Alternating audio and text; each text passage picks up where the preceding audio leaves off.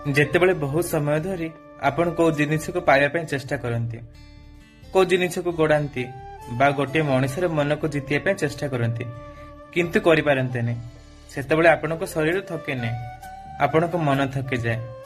ଆଉ ଥକି ଯାଇଥିବା ଶରୀର ଯେମିତି ଠିକ ଭାବରେ କୌଣସି କାମ କରିପାରେ ନା, ଠିକ ସେମିତି ଥକି ଯାଇଥିବା ମନଟି ବି କୋଉ ବି ଜିନିଷକୁ ସକାରାତ୍ମକ ଭାବରେ ନେଇପାରେ ନା, କାହାକୁ ଆଉ ଭଲ ପାଇପାରେ ନା।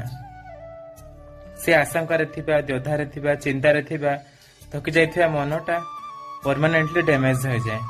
ତାପରେ ଭଲ ପାଇବା, ବିଶ୍ୱାସ, ଏସବୁ ଜିନିଷ ଉପରେ ତାର ବିଶ୍ୱାସ ହିଁ ଉଠିଯାଏ।